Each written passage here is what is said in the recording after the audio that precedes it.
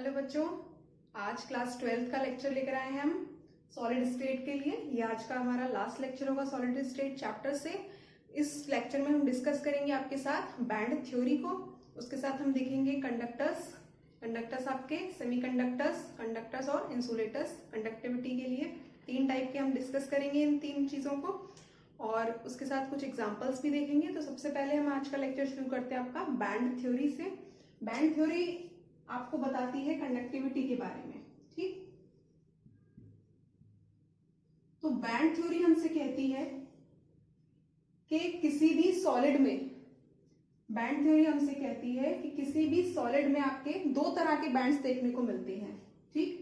जो हमारा सॉलिड है, हमारे पास 2 तरह के बैंड्स हैं। उसमें आपका पहला बैंड होता है वैलेंस बैंड और दूसरा बैंड होता है आपका कंडक्शन बैंड। क्या होता है? Conduction band. सॉलिड में 2 तरह के बैंड्स होते हैं। First one is balance band और सेकंड होता है आपका कंडक्शन बैंड। जो आपका बैलेंस बैंड होगा वो हमेशा होगा आपका फिल्ड, ठीक। और कंडक्शन बैंड जो आपका बनता है वो होता है एम्प्टी। बैलेंस बैंड आपका फिल्ड और कंडक्शन बैंड होता है आपका एम्प्टी। इतना क्लियर हुआ कैसे होता है? सपोज करिए हम कोई भी एग्जांपल लेते हैं। हम लेते हैं एक एग्जांपल सिलिकॉन का। सिलिकॉन का एटॉमिक नंबर कितना होगा जरा बताइए। सिलिकॉन का एटॉमिक नंबर होता है आपका 14। कितना होता है सिलिकॉन का एटॉमिक नंबर? 14। अब जब इसका हम इलेक्ट्रॉनिक कॉन्फ़िगरेशन करेंगे तो 1s2, 2s2, 2p6, 3s2, 3p2 और 3d0। d ऑर्बिटल में एक भी इलेक्ट्रॉन नहीं होगा। ये इलेक्ट्रॉनिक कॉन्फ़िगरेशन हुआ। और 3s2 से 3p6, 3s2, 3p2 और 3d0, ये जो शेल है आपका थर्ड शेल, ये आपका शेल कहलाता है वैलेंस शेल। इसी शेल के इलेक्ट्रॉन्स जो होंगे आपके वो किसी भी केमिकल प्रोसेस में, केमिकल रिएक्शन में पार्टिसिपेट करेंगे, ठीक। ये जो वैलेंस शेल है इसमें कितने इलेक्ट्रॉन्स हैं आपके? 4। कितने इलेक्ट्रॉन्स हैं आपके? 4 इलेक्ट्रॉन्स है। इतना क्लियर हुआ?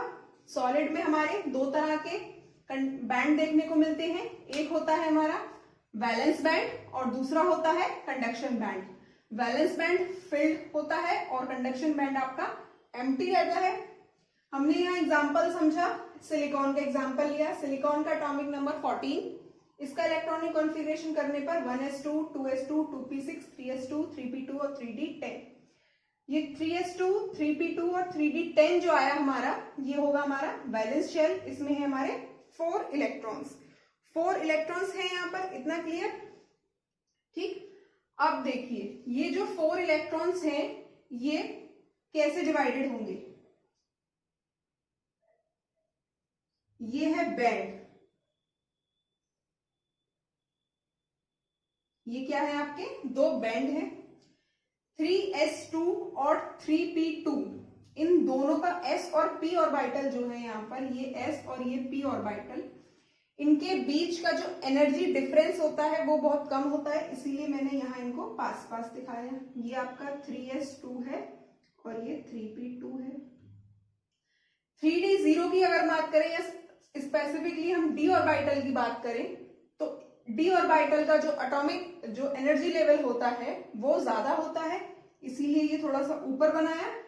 ये आपका 3d0। अब क्या देखा हमने? जो बैलेंस बैंड होगा वो आपका फिल्ड होगा। तो ये जो नीचे 4 इलेक्ट्रॉन्स आपको दिख रहे हैं ये इस बैंड में मिलेंगे। मतलब ये कौन सा बैंड है आपका? Conduction band.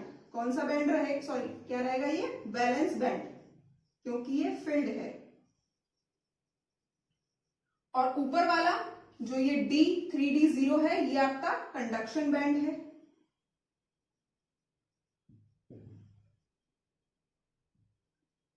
ठीक, बैलेंस शेल में 4 इलेक्ट्रॉन्स 3s2, 3p2 और 3d0 में।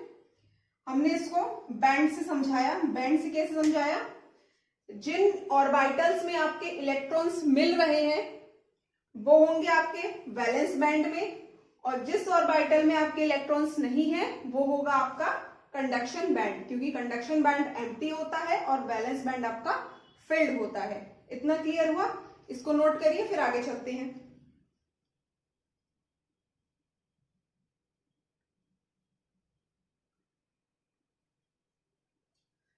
तो ये बैंड थ्योरी हमें क्या समझा रही है? जरा डबल इन्वर्टेड कॉमा में इसको नोट करिए। The band which holds the electrons are known as valence band, and the other which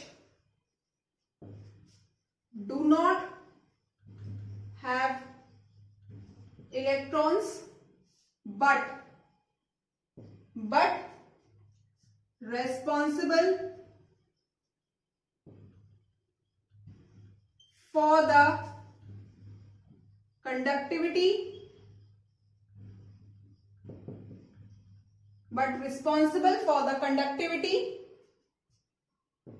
is known as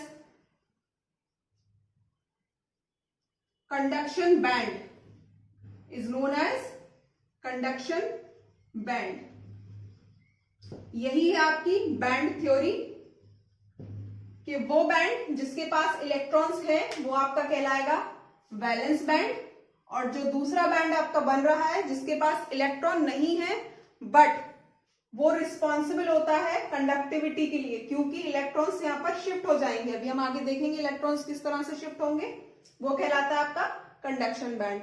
तो यही है आपकी band theory. Band theory simply हमें समझाती है कि दो तरह के बैंड्स होते हैं सॉलिड में, एक कंडक्शन और एक वैलेंस बैंड। वैलेंस बैंड के पास इलेक्ट्रॉन्स पाए जाएंगे और कंडक्शन बैंड के पास आपके इलेक्ट्रॉन्स नहीं मिलेंगे। लेकिन कंडक्टिविटी के लिए कौन रिस्पॉन्सिबल होता है? आपका कंडक्शन बैंड। क्यों? क्योंकि यहाँ वैलेंस शेल से, वैलेंस बैंड से आपके इलेक्ट्रॉन्स शिफ्ट हो जाएंगे आपके कंडक्शन बैंड में। क्लियर हुआ इतना? चलिए अब आगे चलते हैं। बैंड थ्योरी के बाद हमें इसमें समझना है, इसी बैंड थ्योरी के अकॉर्डिंग हम कंडक्टर्स, सेमीकंडक्टर्स और इंसुलेटर्स, इन तीनों को समझेंगे। हेडिंग डाल लीजिए, कंडक्टर्स, सेमीकंडक्टर्स और insulators.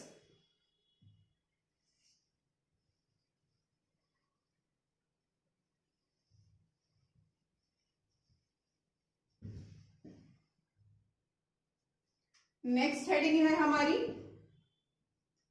Conductors, comma semiconductors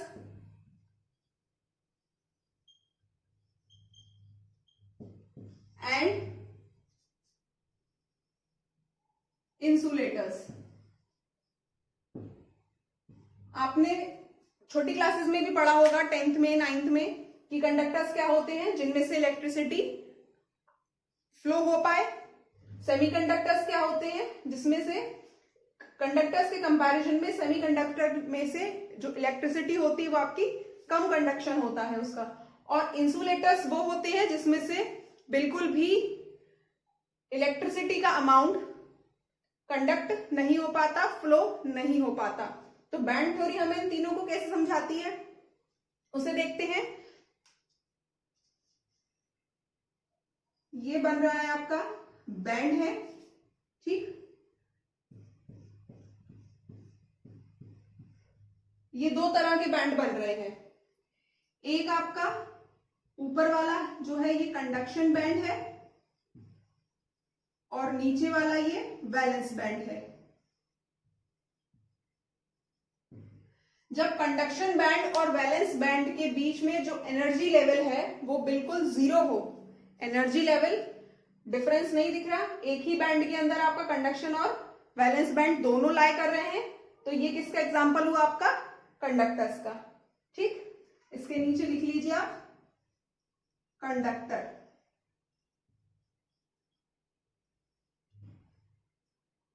next,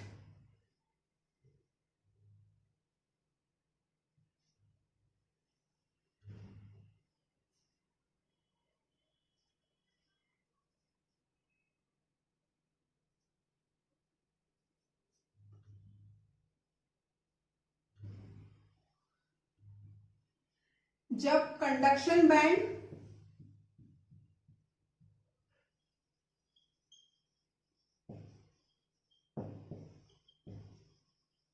और valence band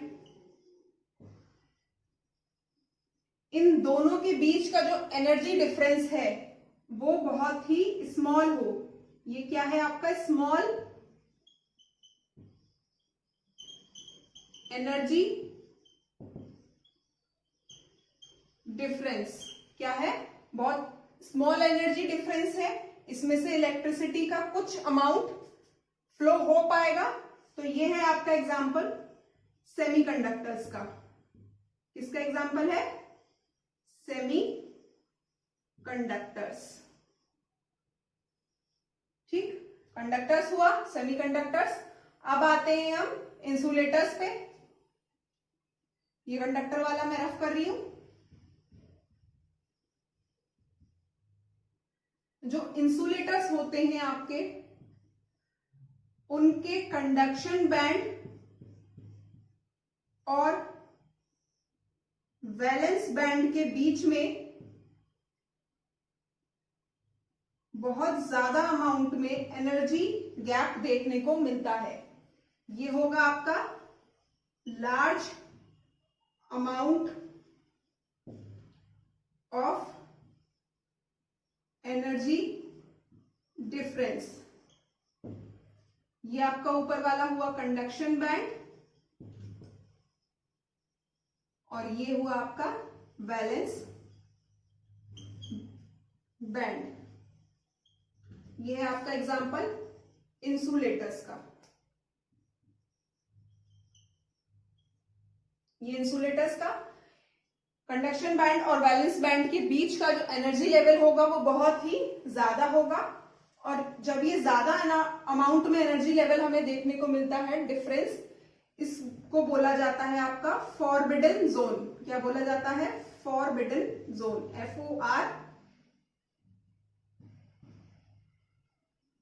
FORBIDDEN, forbidden zone. ठीक, उतार लीजिए इसे।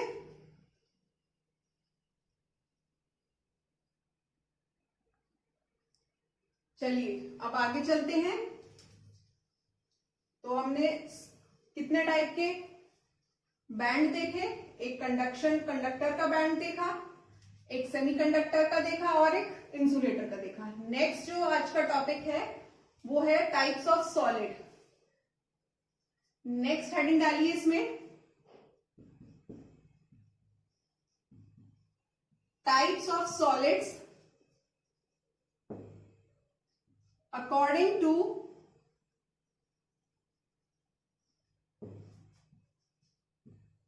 कंडक्टिविटी।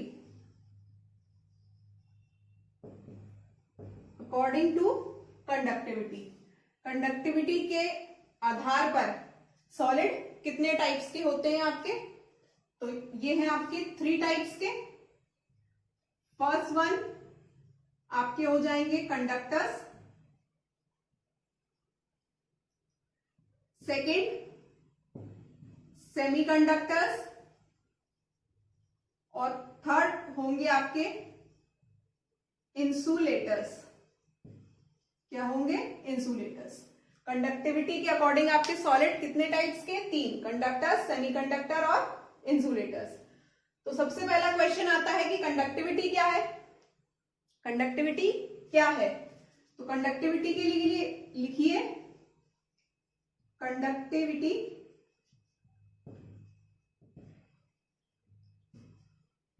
ये है आपका फ्लो ऑफ,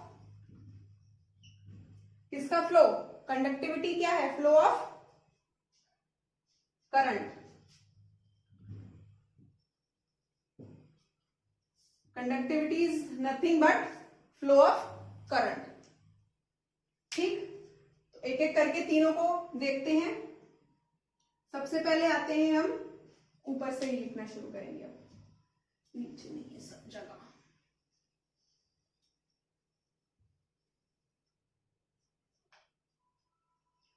सबसे पहले आते हैं हम कंडक्टर्स पर।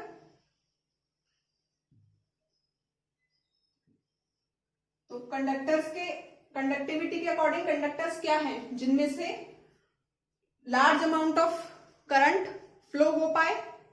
तो conductors are what? Where large amount of current can flow, जहां से लार्ज अमाउंट ऑफ करंट आपका फ्लो हो पाए। एग्जाम्पल्स आपके सभी मेटल्स। ठीक, मेटल्स आपके कौन कौन से हो गए? मेटल्स में आप आयरन ले लीजिए, एल्यूमिनियम, सिल्वर, गोल्ड, कॉपर, जितने भी आपके मेटल्स हैं वो सभी कंडक्टर्स हैं। नेक्स्ट आते हैं हम सेमीकंडक्टर्स पर। सेमीकंडक्टर्स क्या होते हैं?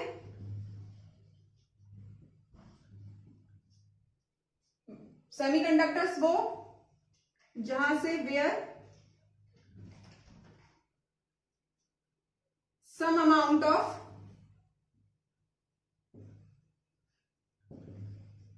करंट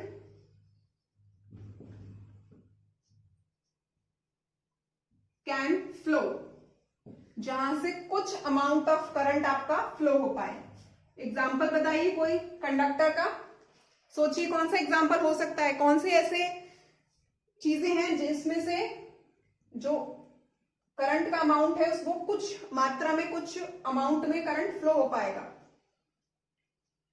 सबसे बेस्ट एग्जाम्पल आपके जो सेमीकंडक्टर्स के होते हैं वो होता है सिलिकॉन और जर्मेनियम। सिलिकॉन और जर्मेनियम ये पी ब्लॉक एलिमेंट है।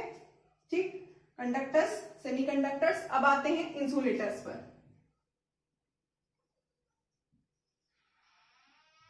तो इंसुलेटर्स क्या होते हैं? जहां से बिल्कुल भी जो करंट का फ्लो है वो ना हो पाए।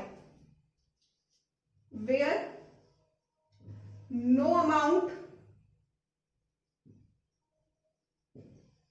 ऑफ करंट कैन फ्लो, जहां से बिल्कुल भी अमाउंट आपका करंट का ना फ्लो हो पाए। एग्जाम्पल्स आपके रबर हो गई, वुड हो गया आपका, लकड़ी, प्लास्टिक हुआ, ये सभी इंसुलेटर्स हैं जहां से आपका जो करंट का फ्लो है वो बिल्कुल भी नहीं हो पाता। तो कंडक्टिविटी के अकॉर्डिंग हमने सॉलिड्स को 3 पार्ट में डिवाइड किया हुआ है, कंडक्टर्स, सेमीकंडक्टर्स और इंसुलेटर्स। कंडक्टर्स कौन होते हैं? जहां से कुछ अमाउंट ऑफ करंट फ्लो हो पाए। सेमीकंडक्टर्स में some amount of current can flow. और इंसुलेटर्स हुए आपके जहां से भी बिल्कुल भी आपका जो करंट का फ्लो है वो ना हो पाए। ठीक है, नोट कर लीजिए इसे, फिर आगे चलते हैं।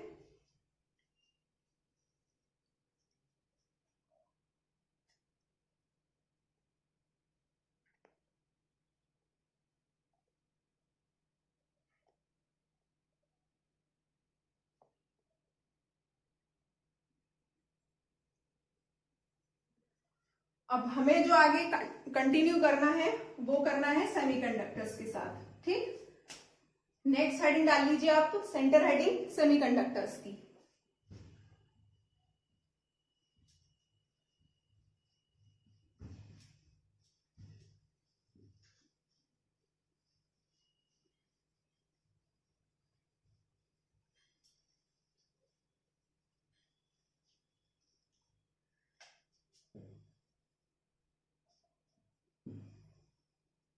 तो आपके जो सेमीकंडक्टर्स होते हैं वो मेनली आपके 2 टाइप के देखने को मिलते हैं। कितने टाइप के? Two types. पहला होता है आपका इंट्रिंसिक और दूसरा होता है आपका एक्सट्रिंसिक। एक होता है इंट्रिंसिक और एक होता है आपका एक्सट्रिंसिक। इंट्रिंसिक मतलब आंतरिक,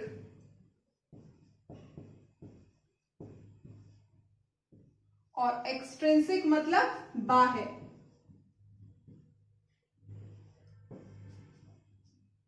इंट्रिंसिक आंतरिक और एक्सट्रिंसिक बाह्य।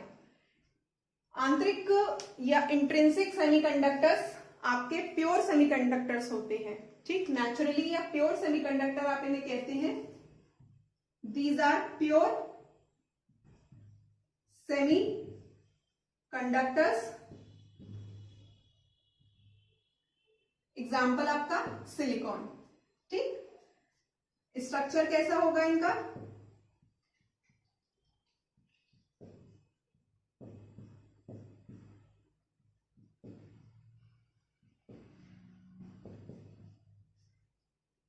इसको आप बढ़ाते जाइए n टाइम्स। ये है आपका एग्जाम्पल इंट्रिंसिक सेमीकंडक्टर्स का, सिलिकॉन। अब आते हैं एक्सट्रिंसिक पर। एंड एक्सट्रिंसिक सेमीकंडक्टर्स आपके इम्प्योर होते हैं।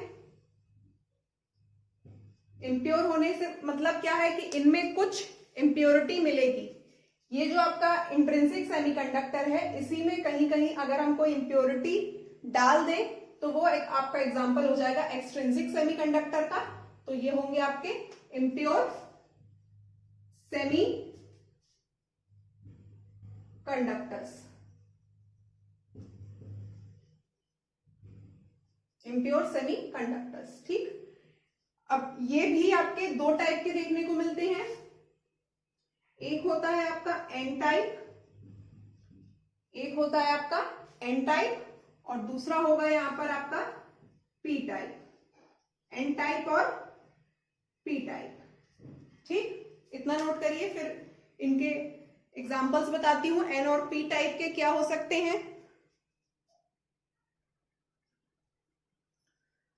चलिए अब देखते हैं एन और पी टाइप के सेमीकंडक्टर्स को। एन और पी टाइप के सेमीकंडक्टर्स को समझने से पहले आप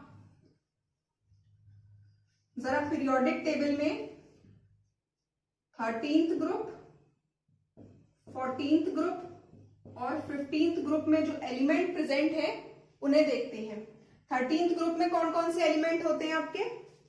इसमें होते हैं बैगन, आलू, गोभी, इन थैला, boron, aluminium, gallium. 14th group में कौन कौन से एलिमेंट्स होते हैं? और 15th ग्रुप में? 14th ग्रुप में होगा आपका कार्बन, सिलिकॉन, जर्मेनियम, एसएन और पीबी। 15th ग्रुप में होगा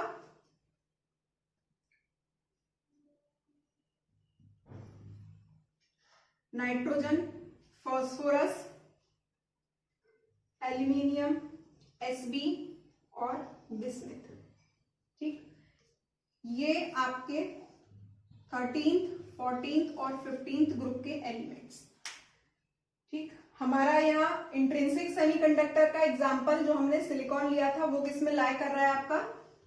14th ग्रुप में, ठीक। अब आते हैं हम पी और एन टाइप के सेमीकंडक्टर्स पर, जो आपके सबसे पहले देखते हैं N type. N type semiconductors तब बनते हैं जब आपका एक्सेस ऑफ इलेक्ट्रॉन्स हो जाए।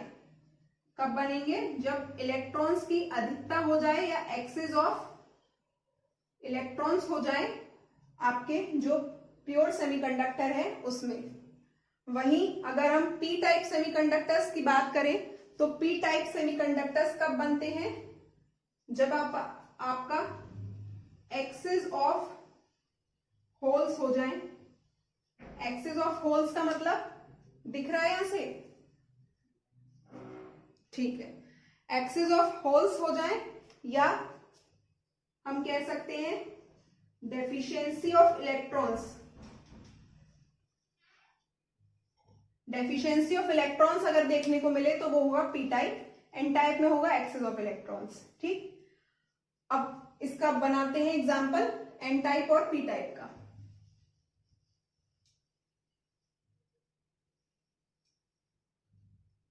तो पहले देखते हैं यहां पर N type. N type semiconductors का मतलब एक्सेस ऑफ इलेक्ट्रॉन्स हैं।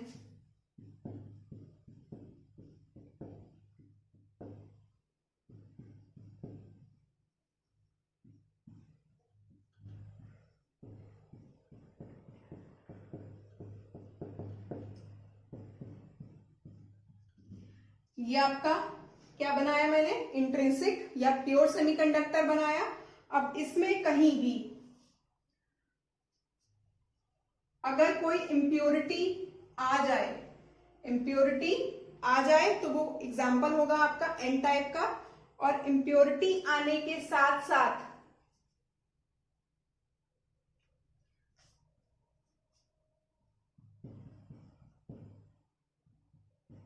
यहां आपका देखने को मिले एक्सेस ऑफ इलेक्ट्रॉन, यहां कहीं आपका इलेक्ट्रॉन आ जाए, यहां कहीं इलेक्ट्रॉन आ जाए, तो ये क्या कहलाएगा आपका एक्सेस ऑफ इलेक्ट्रॉन। और ये होगा आपका N type semiconductor.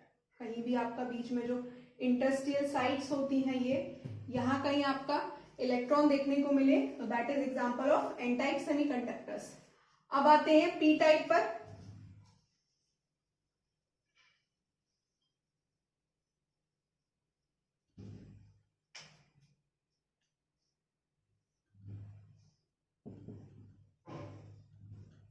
P type semiconductors में क्या होगा आपका, एक्सेस ऑफ होल्स हो जाएंगे। तो ये आपका इंट्रिंसिक सेमीकंडक्टर, यहां कहीं आपका होल,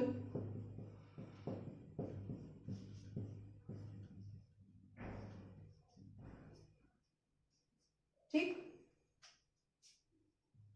ये हुआ आपका पी टाइप सेमीकंडक्टर। अब मैंने ये 13, 14 और 15 ग्रुप यहां क्यों लिखवाया। 14 ग्रुप का सिलिकॉन और जर्मेनियम आपका प्योर सेमीकंडक्टर का एग्जांपल है। अब हमें देखना है एन और पी टाइप, इलेक्ट्रॉन की एक्सेस हो गई और यहां पर इलेक्ट्रॉन की डेफिशिएंसी हो गई, एक्सेस ऑफ होल्स हो गए। इसके साथ साथ जब एक से इम्प्योरिटी भी मिले 14th ग्रुप में सिलिकॉन और जर्मेनियम, जब सिलिकॉन या जर्मेनियम में आपकी जो इम्प्योरिटी देखने को मिले वो 15th ग्रुप से देखने को मिले, जब सिलिकॉन या जर्मेनियम का जो कंडक्टर है हमारे पास, उसमें सेमीकंडक्टर जो है हमारे पास, उसमें अगर 15th ग्रुप में कौन कौन से आ गए आपके, नाइट्रोजन आपका गैसियस फॉर्म में मिलता है मेनली, तो ये नहीं आएगा। फास्फोरस, आर्सेनिक, एसएन और बिस्मिथ, इन चारों में से किसी भी एक एलिमेंट की हमें इम्प्योरिटी देखने को मिलती है तो वो आपका एग्जाम्पल होगा एन टाइप सेमीकंडक्टर का। यहां पर अगर इसका हमने लगा दिया यहां पर आर्सेनिक, ठीक, आर्सेनिक की इम्प्योरिटी और इलेक्ट्रॉन की एक्सिस, इलेक्ट्रॉन की अधिकता, ये दोनों ही चीजें अगर लाई कर रही हैं तो वो आपका एग्जांपल है एन टाइप सेमीकंडक्टर का। पी टाइप में अगर हम बात करें, अगर 14th ग्रुप से जो सिलिकॉन और जर्मेनियम के बने सेमीकंडक्टर्स हैं, अगर उनमें 13th ग्रुप की कोई भी इम्प्योरिटी देखने को मिले, boron, aluminium, gallium, indium, thallium, इन किन्हीं भी एलिमेंट से कोई एक एलिमेंट हमें यहां देखने को मिले तो वो एग्जांपल होगा आपका पी टाइप सेमीकंडक्टर्स का। यहां हम लगा देते हैं इस होल के साथ बोरॉन की इम्प्योरिटी, तो ये हो गया आपका पी टाइप सेमीकंडक्टर्स। दो चीजें बताई मैंने एन और पी टाइप में, एन टाइप में एक्सेस होगा और पी टाइप में डेफिशिएंसी होगी इलेक्ट्रॉन्स की। एन टाइप में और क्या देखने को मिलेगा इसके साथ साथ, 15th ग्रुप से कोई भी एक एलिमेंट अगर यहां पर किसी एक पोजीशन पर लाई कर रहा है इस सॉलिड की, तो वो होगा एग्जाम्पल आपका एन टाइप का। और पी टाइप में हमारे पास इम्प्योरिटी होगी 13th ग्रुप से। 13th ग्रुप में कौन कौन सा? बोरॉन, एल्यूमिनियम, गैलियम, इंडियम और थेलियम में से। ये हुआ आपका सेमीकंडक्टर्स, नोट कर लीजिए। इसके बाद हम देखेंगे मैग्नेटिक प्रॉपर्टीज ऑफ सॉलिड्स। आगे चलते हैं, magnetic properties of solid, heading लगाइए, magnetic properties of solid. Solid की मैग्नेटिक प्रॉपर्टीज आपने मेनली पढ़ी होंगी, डाई मैग्नेटिक, पैरामैग्नेटिक और फेरोमैग्नेटिक। लेकिन यहां हम पढ़ेंगे 5 टाइप्स की सॉलिड की मैग्नेटिक प्रॉपर्टीज को। नेक्स्ट हेडिंग डालिए, magnetic properties of solids. Solids की मैग्नेटिक प्रॉपर्टीज या ठोस के चुंबकीय गुण। 5 टाइप के हमें चुंबकीय गुण पढ़ने हैं। आपने शायद 3 टाइप के पढ़े होंगे छोटी क्लासेस में, डाईमैग्नेटिक, पैरामैग्नेटिक और फेरोमैग्नेटिक। इसमें हमें 5 देखने को मिलेंगे, डाई, पैरा, फेरो और इसके साथ ही एंटी फेरो और फेरीमैग्नेटिक। तो एक एक करके सभी को डिस्कस करते हैं। फर्स्ट हमें डिस्कस करना है डायमैग्नेटिक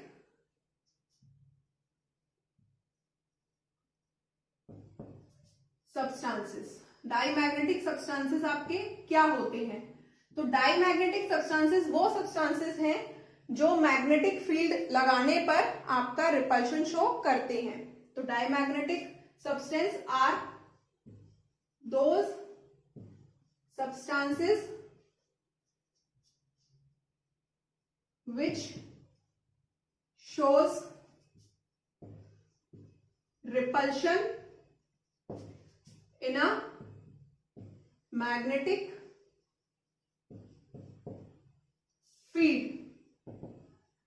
नॉर्थ और साउथ दो मैग्नेट्स के बीच में अगर हम किसी भी डायमैग्नेटिक सब्सटेंस को रख देंगे तो वो रिपल्शन शो करते हैं। ठीक, दूसरी चीज इसमें क्या है, इनके पास अनपेयर्ड इलेक्ट्रॉन्स, इनके पास क्या देखने को मिलते हैं, सॉरी क्या देखने को नहीं मिलते, नो अनपेयर्ड इलेक्ट्रॉन्स।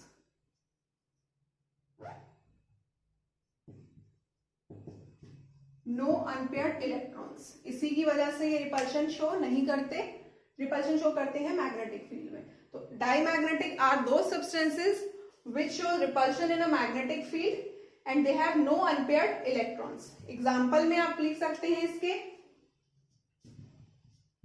NaCl का एग्जाम्पल, सोडियम क्लोराइड का TiO2। नेक्स्ट आते हैं डाई के बाद हम पैरामैग्नेटिक पर।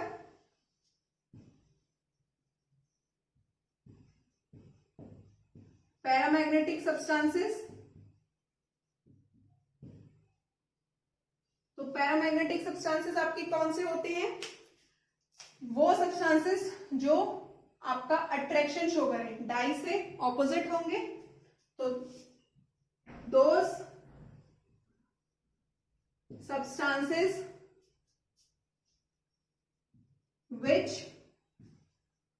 शोज अट्रैक्शन, क्या शो करते हैं, अट्रैक्शन या आकर्षण in a magnetic field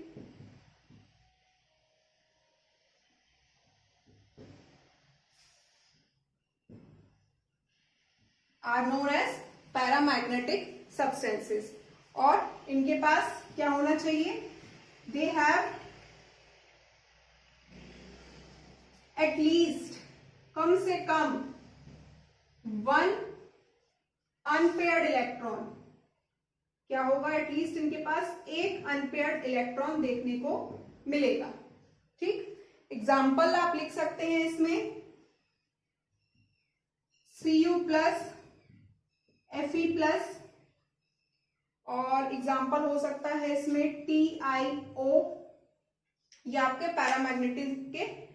paramagnetic substance हो सकते हैं, वो सब्सटेंसेस जो मैग्नेटिक फील्ड लगाने पर अट्रैक्शन शो करें और जिनके पास कम से कम एक अनपेयर्ड इलेक्ट्रॉन देखने को मिले, वो हो गए आपके paramagnetic substance, example copper plus Cu+1, Fe+1 और TiO। नेक्स्ट थर्ड नंबर पे डालिए आप इसमें फेरोमैग्नेटिक सब्सटेंसेस। नेक्स्ट डालिए फेरोमैग्नेटिक सब्सटेंसेस।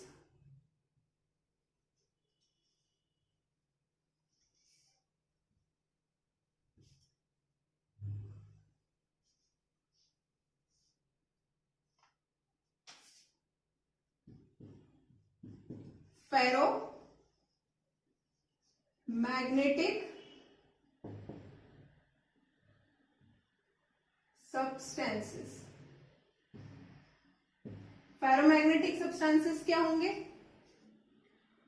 छोटी क्लासेस में आपने पढ़ा है ferromagnetic substances, certain substances like iron, cobalt, इस तरह के जो सब्सटेंस होते हैं वो आपके फेरोमैग्नेटिक सब्सटेंसेस होते हैं। क्या प्रॉपर्टीज होती हैं इसकी?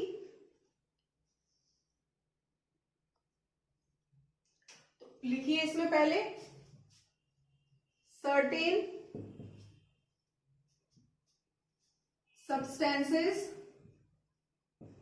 ब्रैकेट में लिखिए आयरन, कोबाल्ट, निकल। Certain substances like iron, cobalt and निकल when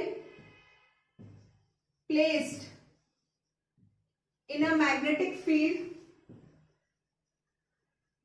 जब इन सब्सटेंसेस को मैग्नेटिक फील्ड में रखा जाता है तो क्या करते हैं ये? All the domains,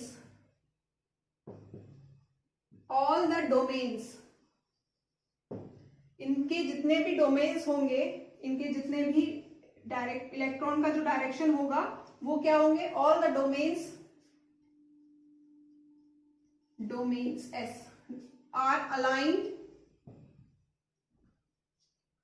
in a direction. किस डायरेक्शन में अलाइन हो जाएंगे? इन अ डायरेक्शन ऑफ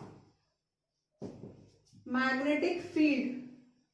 जिस डायरेक्शन में आपका मैग्नेटिक फील्ड लगाया हुआ है उसी डायरेक्शन में ये अलाइन हो जाएंगे।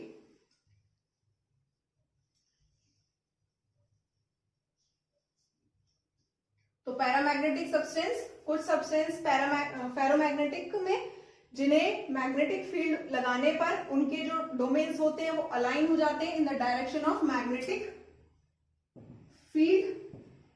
और खास बात है इसमें, and persist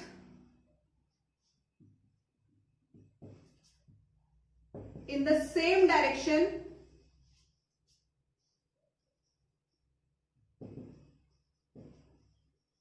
even magnetic field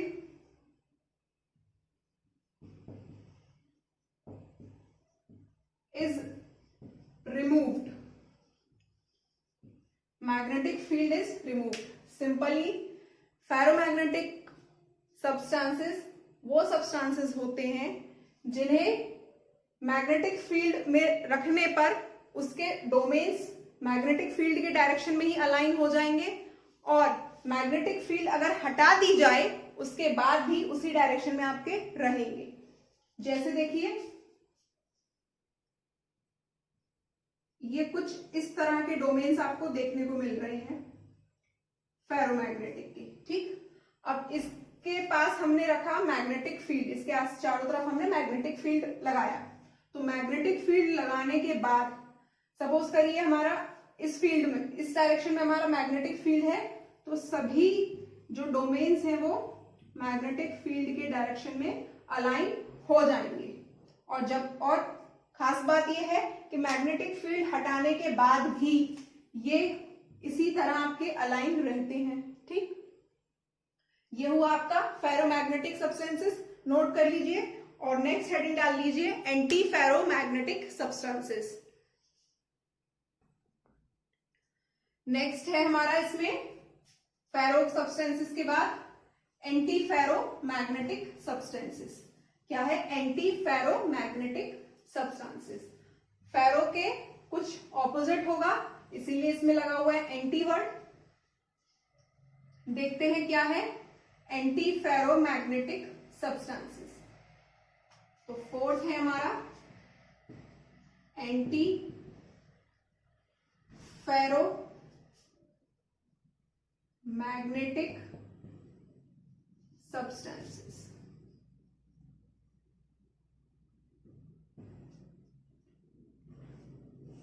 ठीक, certain substances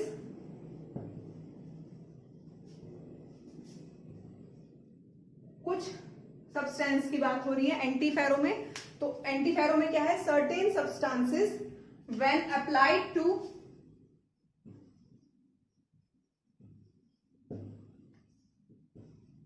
a magnetic field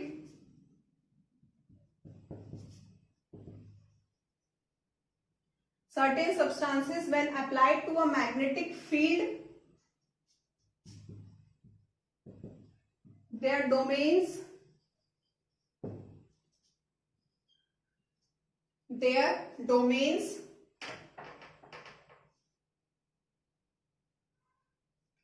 align to the opposite of magnetic field। मतलब क्या है, कुछ फेरोमैग्नेटिक में क्या था कि जो सब्सटेंसेस थे उनको अगर मैग्नेटिक फील्ड में रखा हमने तो वो मैग्नेटिक फील्ड के डायरेक्शन में ही अलाइन हो गए। एंटी फेरो में क्या होगा कि जो मैग्नेटिक फील्ड हम लगा रहे हैं उसके ऑपोजिट डायरेक्शन में वो अलाइन हो जाएंगे। अगर मेरी साइड मैग्नेटिक फील्ड लग रहा है तो ऑपोजिट साइड में जो उनके डोमेन्स होंगे वो अलाइन होना शुरू हो जाएंगे। सपोज करिए ये थी उनकी मैग्नेटिक फील्ड लगाने से पहले की कंडीशन। मैग्नेटिक फील्ड अप्लाई किया हमने, मैग्नेटिक फील्ड अप्लाई करने के बाद ये जो डोमेन्स हैं ये किस तरह से अलाइन हो जाएंगे, क्लॉकवाइज एंटी क्लॉकवाइज, एक पैरेलल और एंटी पैरेलल आप बोल सकते हैं। एक पैरेलल हो जाएगा और एक एंटी पैरेलल हो जाएगा। यह है आपका example antiferromagnetic substances का। Certain substances when applied to a magnetic field their domains are aligned to opposite of the magnetic field। इसमें आगे और ऐड कर लीजिए एंड म्यूचुअली कैंसिल्ड। ये कैंसिल भी तो हो जाएगा, ये क्लॉकवाइज एंटी क्लॉकवाइज ये कैंसिल इस तरह से सभी कैंसिल भी हो जाएंगे। तो इसमें एक वर्ड और ऐड कर लीजिए एंड म्यूचुअली कैंसिल्ड। नेक्स्ट इसको नोट करिए और लास्ट है इसमें हमारा फेरी मैग्नेटिक सब्सटेंसेस। क्या है, फेरी मैग्नेटिक सब्सटेंसेस। नोट करिए फेरी मैग्नेटिक सब्सटेंसेस को और खत्म करते हैं। चलिए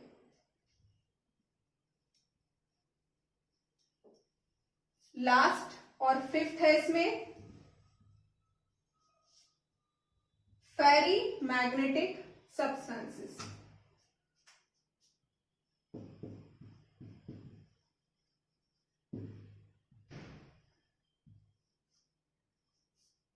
तो फेरी मैग्नेटिक सब्सटेंसेस क्या है, ये डिराइव होते हैं आपके फेरोमैग्नेटिक सब्सटेंसेस से ही। तो कुछ फेरोमैग्नेटिक सब्सटेंसेस हैं जो फेरोमैग्नेटिक की तरह भी आपका जो प्रॉपर्टीज हैं वो शो करते हैं। तो इसमें लिखिए in certain ferromagnetic substance, in certain ferromagnetic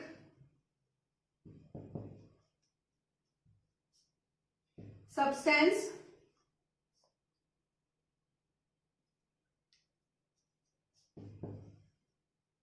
the magnetic moment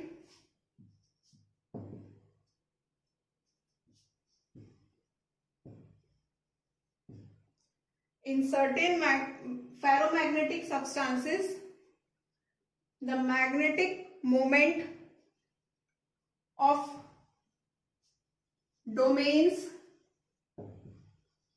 align in parallel and anti parallel, parallel and anti parallel direction, parallel and anti parallel direction in an unequal number, कैसे number में? Unequal number. मतलब कुछ ferromagnetic substances जब magnetic field में रखे जाते हैं तो उनके जो डोमेन्स होंगे वो कुछ पैरेलल होंगे और कुछ एंटी पैरेलल होंगे। अगर इक्वल नंबर में एंटी पैरेलल और पैरेलल हुए तो वो किसका एग्जाम्पल हो जाएंगे आपका? इससे पहले वाले का कौन सा एग्जाम्पल था? वो आपका एंटी फेरोमैग्नेटिक सब्सटेंसेस का। लेकिन फेरी में आपको देखने को मिलता है कि जो पैरेलल और एंटी पैरेलल हो रहे हैं वो उनका नंबर अनइक्वल है। जैसे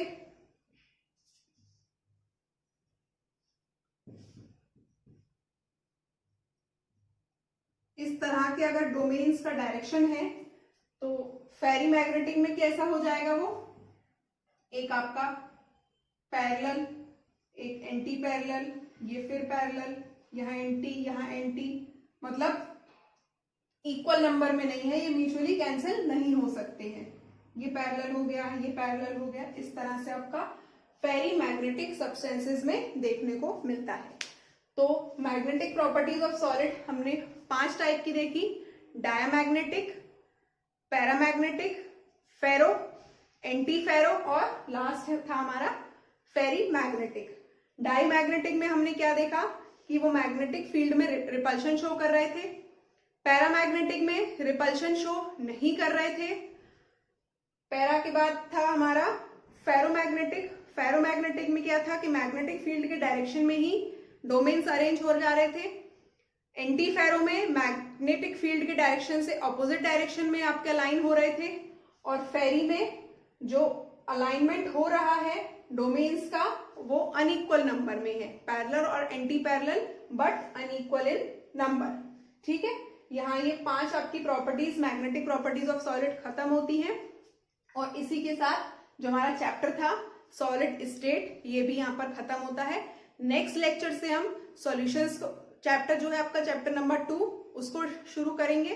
thanks for watching and as always God bless you all. Bye bye.